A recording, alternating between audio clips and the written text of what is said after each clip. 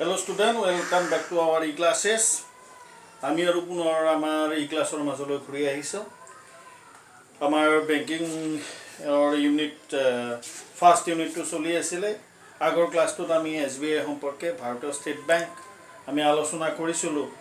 আৰু আজি আমি বিভিন্ন প্ৰকাৰৰ সেই বেংকৰ সেই গোটেই ইউনিটটোৰ ভিতৰত আমি এক্সচেঞ্জ বেংক সম্পৰ্কে আমি কি কৰিম আলোচনা কৰিম। আৰু জইণ্ট ষ্টক কোম্পানী আজি দুটা টপিক ল'ম। দুটা বেংকৰ বিষয়ে আমি আলোচনা কৰিম। এটা হৈছে এক্সচেঞ্জ বেংক আৰু আনটো হৈছে আমাৰ joint stock bank. Exchange bank সম্পৰ্কে মই আগতেও আলোচনা কৰিছিলোঁ। ফাৰ্ষ্ট ইয়াৰত আমি এক্সচেঞ্জ বেংক সম্পৰ্কে আমি আলোচনা কৰিছিলোঁ, হয়নে নহয়?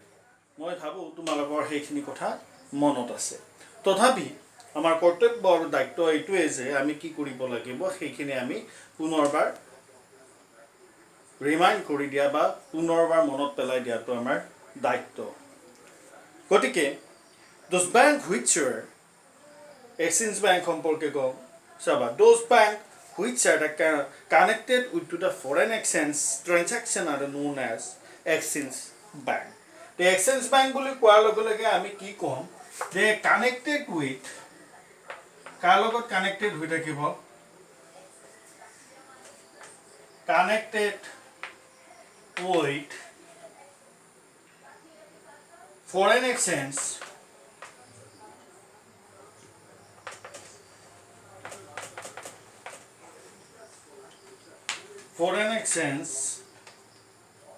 transaction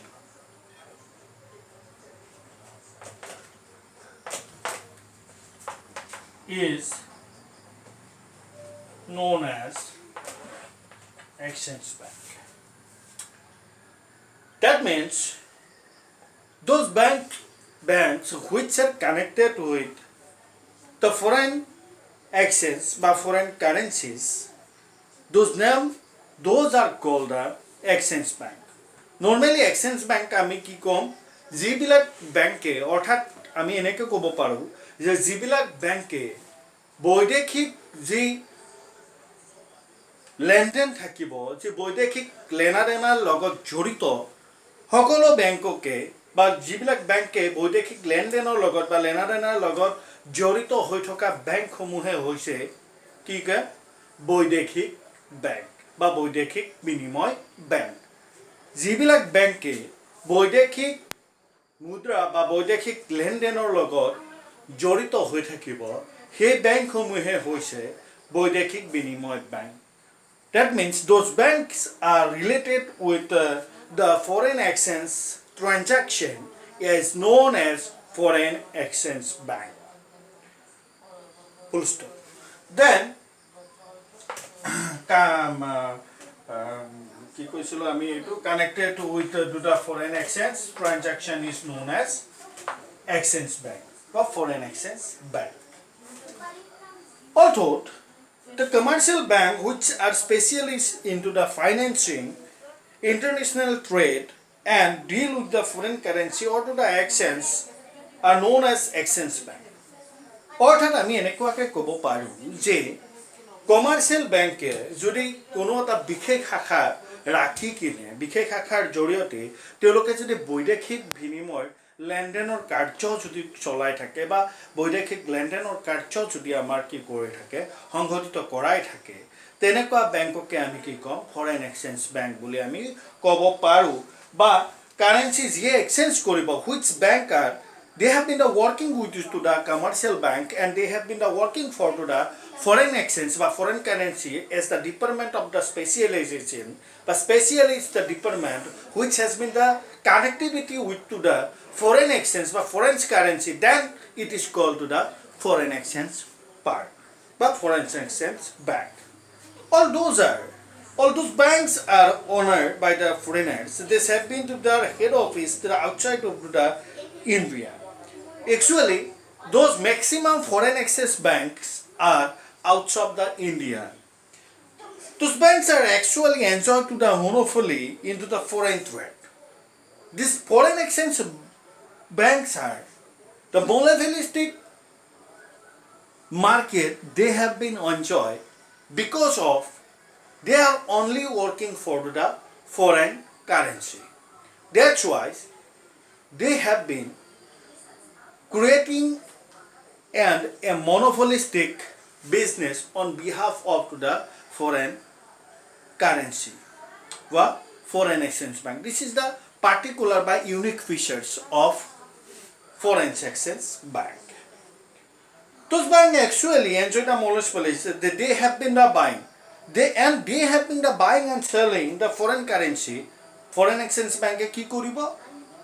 Foreign exchange ক্ৰয় কৰিব, বিক্ৰয় কৰিব, and they have been the discounting to the foreign bills or exchanges আৰু তেওঁলোকে কি কৰিব? Foreign bill বা foreign exchange যি থাকিব তাক discount কৰি দিয়া অৰ্থাৎ ভঙাই দিয়া, and they also accept the deposit from the members of the public, and they have been the accept the deposit for public. This is a small brief analysis and a small brief questions about 3 to 2 marks on foreign exchange. Just remember that always to be the behalf of the connectivity to the foreign exchange transaction is known as to the foreign exchange bank. They have been the monopolistic rating or to the foreign market because they have the buying and selling of the foreign currency and also with the discounting to the all related of the foreign exchange bills. Then they have been accept deposit for the public.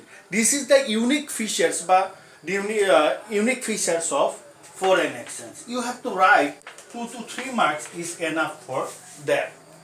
আৰু এইটো 2 বা 3 তকৈ বেছি নাহে foreign exchange বেংকৰ আছে আহে এইটো সমুকৈ যদি কোৱা হয় যে ফৰেন এক্সচেঞ্জ বা বিনিময় বেংক মানে কি বুজা, তেতিয়াহ'লে আমি ক'ব লাগিব যে এনেকুৱা কথা যে যি বেংকে বৈদেশিক বিনিময়ৰ লগত জড়িত হৈ থাকিব, যি বেংকে বৈদেশিক মুদ্ৰা ক্ৰয় বিক্ৰয়ৰ লগত জড়িত হৈ থাকে, যি বেংকে বিভিন্ন ধৰণৰ বৈদেশিক মুদ্ৰা ক্ৰয় বিক্ৰয়ৰ লগত বা তেনেকুৱা বিল ভঙাই দিয়া কাৰ্যৰ লগত জড়িত হৈ থাকিব, সেই বেংককে কি কোৱা হয়? বিনিময় বেংক বুলি কোৱা হয়। আই হোপ এইখিনি তোমালোকে অতি সুন্দৰকৈ very politely and very uniquely you have to understand. Okay, and some kind of the disturbing you but some kind of the problem, then you have call me, I'll discuss in another way. Okay, then go for to the part B. Today we have to discuss the 2 types of the commercial different types of bank. That is the one is I have discussed is the foreign exchange bank. Then the second part of joint stock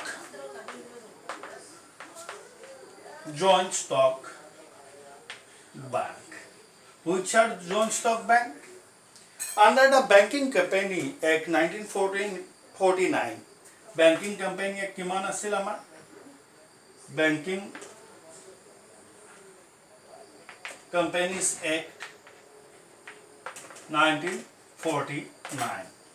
The joint stock bank are complete the keep the certain percentage of the deposit and compulsory reserve with the Reserve Bank of India. Moreover, the Reserve Bank can issue the directive and check the record to the commercial bank and the joint stock bank, which the capital and the reserve of amount to the 5 lakhs may be including to the list of scheduled bank of Reserve Bank.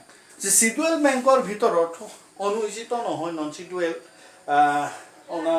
অনুচিত বেংকৰ ভিতৰত যিবিলাক বেংকৰ 5 লাখ টকা এতিয়া নহয় এতিয়া 5 কৰোৰ হৈছে, সেইটো 5 কৰোৰ হৈছে 1949 যেতিয়া বিল আমাৰ কিমান কি হ'ল বেংকিং ৰেগুলেটিং এক্ট পাছ হ'ল, যিবিলাক বেংকে কি কৰা হৈছে যে মিনিমাম ৰিজাৰ্ভ কিহত ৰাখিব লাগিব? ৰিজাৰ্ভ বেংকত জমা ৰাখে, এটা নিম্নতম সংৰক্ষণ ৰিজাৰ্ভ বেংকত জমা ৰাখে আৰু তেওঁলোকে কি কৰিব? তেওঁলোকৰ যেটো ক্যাপিটাল ৰিজাৰ্ভ থাকিব লাগিব, মূলধনৰ যি ৰিজাৰ্ভ 5 লাখ বা তাতকৈ অলপ বেছি, 5 লাখতকৈ কম নহয়, 5 লাখতকৈ বেছি, সেই বেংকসমূহক কি কৈছিল? সেই সময়ত আমাৰ জইন্ট ষ্টক কোম্পানী বুলি কোৱা হৈছিল।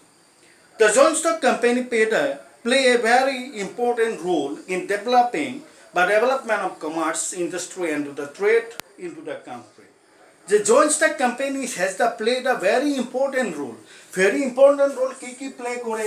যে commerce হোক আমার trade বা industry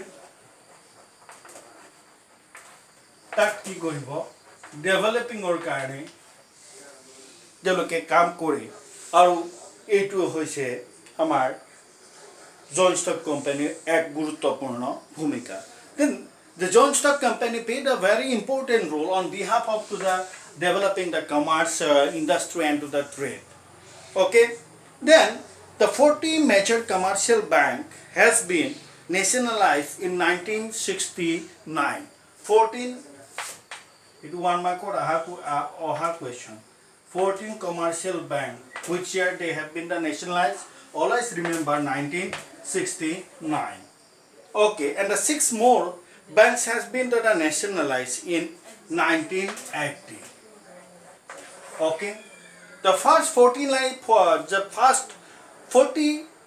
commercial bank has been the nationalized those bank were the joint stock companies okay they in the year 1969 and also be the 6 more companies has been the nationalized in 1980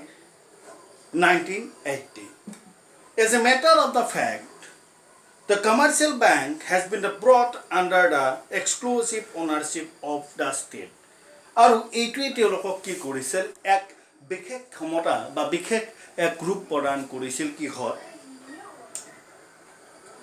joint stock company কিহৰ বাণিজ্যিক বেংকলৈকে বা শক্তিশালী ৰূপত মানে কি প্ৰদান কৰা আৰু এটা পেৰাগ্ৰাফ আমি আলোচনা কৰিম অলপমান চাবা তোমালোকে those banks are organized to the western method joint stock company হোৱাৰ লগে লগে প্ৰথম শব্দটো কি থাকিব চাবা the joint stock are organized of the western method এটো কি পশ্চিমীয়া আৰ্হিত স্থিতি হোৱা বেংকসমূহ those bank may be the joint stock bank in India আৰু সেই বেংক বিলাকে হৈছে আমাৰ কি কোৱা হয় আমাৰ যৌথ খণ্ডৰ bank বুলি কোৱা হয় State Bank of India is the biggest joint stock bank of India for example যে কি কোৱা আছে State Bank SBI is the biggest joint stock company of India PNB Punjab National Bank Bank of Baroda Bank of Canara Bank United Bank of India those banks are joint stock companies বা joint stock bank কিমান চনত আহিছিল আমাৰ company এক banking company এক 1949 অৰ্থাৎ যিমান 1949ত কি কৰা হ'ল তেওঁলোকক আমাৰ নেশ্যনেলাইজ কৰা হ'ল বাণিজ্যিক বেংকসমূহক যিবিলাক বেংকে কি আছিল ওয়েস্টাৰ্ণ মেথডত অৰ্থাৎ পশ্চিমীয়া আৰ্হিত কি কৰা হয় এষ্টাব্লিছ কৰা বেংকসমূহে হৈছে জইণ্ট ষ্টক কোম্পানীৰ বেংক বুলি আমি ক'ব পাৰোঁ ভাৰতবৰ্ষৰ ভিতৰত আটাইতকৈ ডাঙৰ বেংকটো হৈছে বাণিজ্যিক বেংকৰ ভিতৰত সেইটো হৈছে আমাৰ SBI state bank of India আৰু যিটো কি হয় আমাৰ joint stock company ভিতৰত joint stock company or joint stock banking or ভিতৰত biggest bank of India and other 40 nationalization also be the joint stock company joint stock bank and 6 more companies which has been the nationalized in 1918 they are also be to the joint stock bank this is the brief discussion about the joint stock bank এটো এটা brief আমাৰ কি হয় যৌথ বেংকৰ মানে আলোচনা আৰু এইখিনি তোমালোকে ভাবু বিশেষ একো টান নহয় তোমালোকে সুন্দৰকৈ বুজি পাইছা আৰু যদি কিবা তোমালোকৰ ডাউট থাকে নিশ্চয়কৈ মোক ফোন কৰিবা আজিলৈ এৰিছো ধন্যবাদ